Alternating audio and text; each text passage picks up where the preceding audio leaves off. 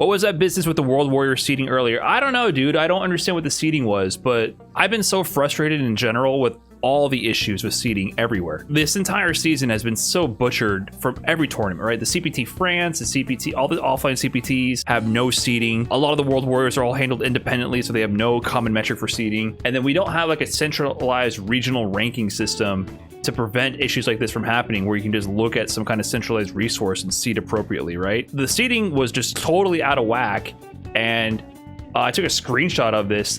This guy named I kept saying Simply Ergo, I don't know why, Simply Ego, he was seeded for top 8 winners. This guy is not ranked ever. He entered one World Warrior event and got like 17th. He never placed. He never had any points. He only had 3 total tournaments ever. One of them was 17th in World Warrior random one of those.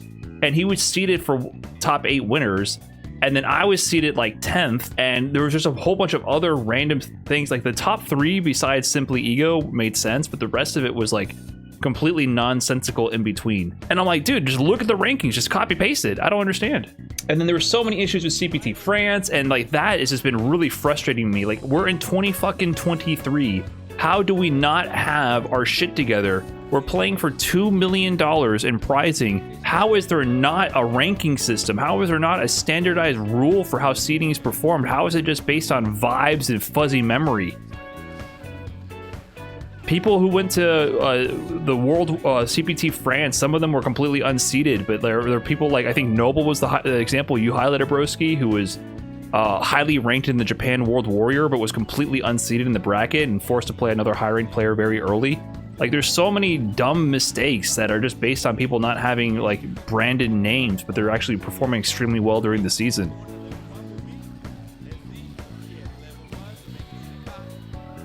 The offline events that combine regions have a much more difficult time, but especially within a region, there needs to be something. Like, there needs to be regional rankings that track events, and then that builds up a ranking system, and they use that within the region, and then have a way to cross-pollinate between the regions when there's international events. It also discourages new and up-and-coming players from traveling. Right, imagine if there's a ranking system and all your wins in between matter. If you're in the Smash scene, people care so much about every tournament, because even if you're the 34th best player in the world or the region, if you get a win over a top-ranked player, that improves your ranking. That is a stat that is tracked and represented and has meaning, rather than just being a stat for some nerd lost to time like me or Inkross to bring up randomly. Do you get what I'm saying? There's actual reward besides just getting first. And we don't have any of that in the FGC, so it's so stupid. It's 2023. It's affecting the integrity of our competition and the value for more players. It's like, it's not valuable for a lot of people to go to events unless they're going to get first. There's no ladder to climb. We never have ladders to climb. It's horribly done.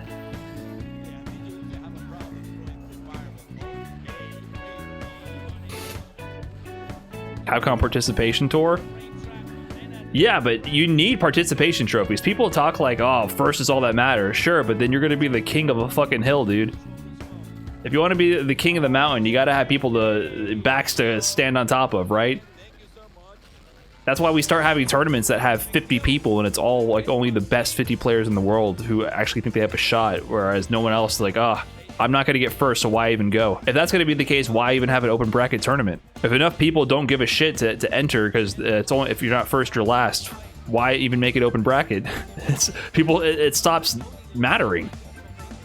It's crazy to me that the seeding can be this bad. And so with the World Warrior, they had a no name as seed number 4, and then they told me it was final seeding. I'm like, dude, you clearly fucked up. Like, I don't understand how that even happens. It's the final World Warrior event. You just have to copy paste at this point. You don't have to make any assumptions anymore. Just copy paste the previous rankings from the other World Warrior.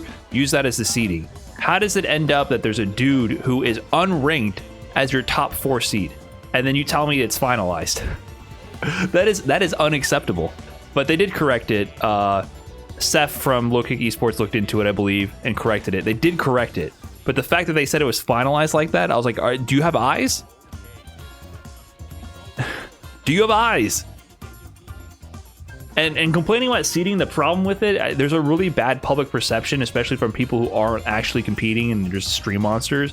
It sounds like you're bitching because you want like your personal path to be easier, right? And people, you know, the armchair warriors be like, oh bro, you're not gonna win anyways, why the fuck do you care? A real Chad would just win no matter how shitty the seeding is.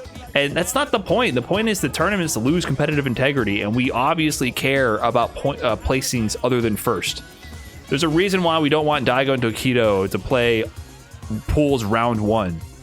We care about good seeding in tournaments. They increase competitive integrity and also increase the hype of the tournament, because you have a culmination of rising action where the best players start meeting each other more and more later in the bracket, where the grand finale should be the top 2 players, the best 2 in the final, right? Like that's how it should be. You avoid lame duck matches. You avoid blowouts in parts of the bracket that need to be exciting and have tension. So seeding needs to improve. I will concede that doing international seeding is much harder these days, much harder. So I can understand some issues there, but there needs to be some kind of system in place.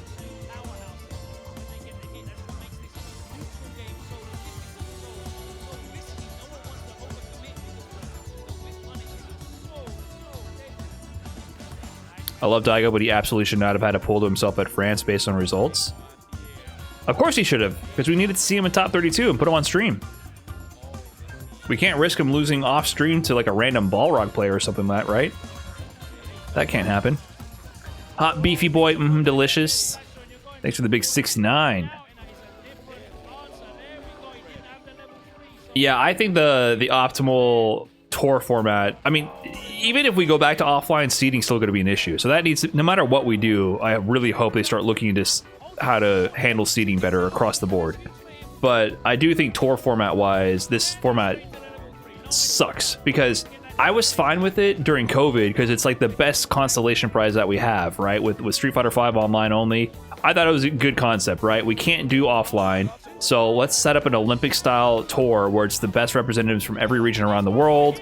And you know, it makes sense. It's the best we could do. So I liked it for that, and I think there's value. I think having representation from all over the world is good. Like, remember Young-Ho beat Kawano at Capcom Cup, right? It didn't, I don't think it ended up mattering for the pools, but we saw some interesting upsets like that at the last Capcom Cup. But at the end of the day, the downsides are you're overly punishing extremely competitive regions, right? Like living in Japan, you're punished for living in Japan. When traditionally you could have like half of Capcom Cup, like 20 players out of a 32-man bracket, or like up to 16 players out of a 32-man bracket would be all Japanese players. You're literally punished for being really good but not top 2 in the world. You're punished for that by living in Japan. So I think no matter which way you slice it, it's unfair. Like people from the underrepresented regions will say like, oh, but the CPT tour, the offline events never really are accessible to a lot of the points are literally off limits because they can't get visas, they can't afford to travel. So really good players in certain regions like Latin America, South Africa, they literally cannot access the events to get points, which is true. That is unfair, but it's also unfair. No matter which way you slice it, someone's going to get the short end of the stick.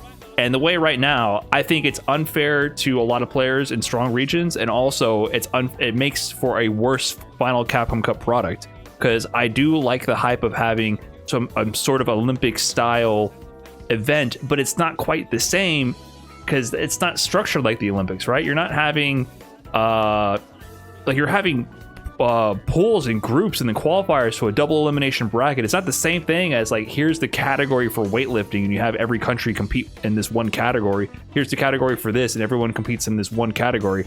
It doesn't really work that way. It's a double elimination bracket. It's a 1v1 competition. It doesn't work the same as like swimming, where you have all 30 countries all up, or however many they do, 10, 15, all at once competing in an objective test of athleticism, right? It doesn't work the same.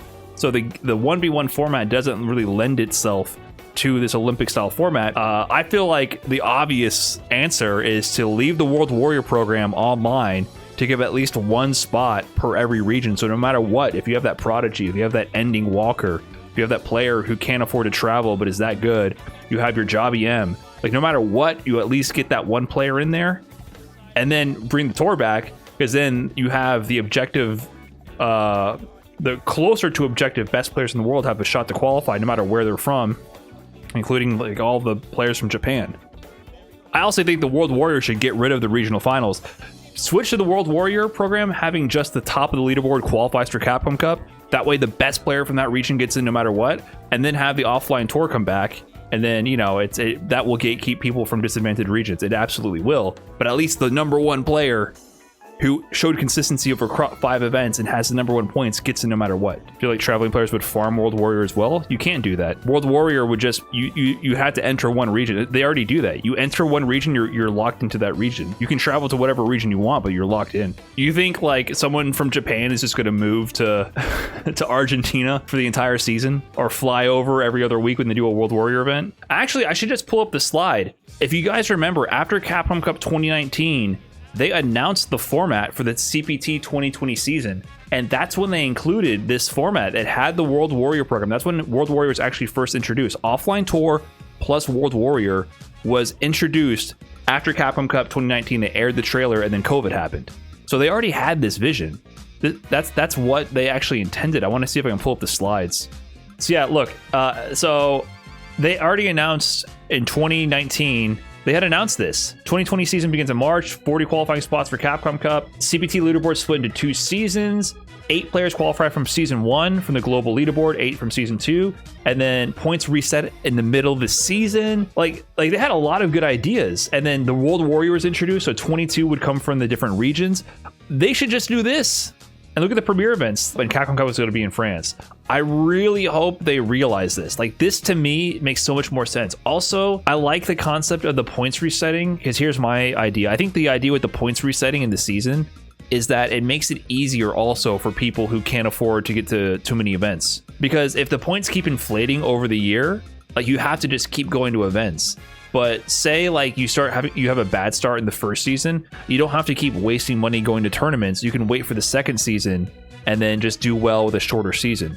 So you don't have to go to as many events. You can kind of pick and choose a bit more strategically. So this was what we're going to get in 2020, which would have been fucking sick, because at least we get 16 players from the global leaderboard.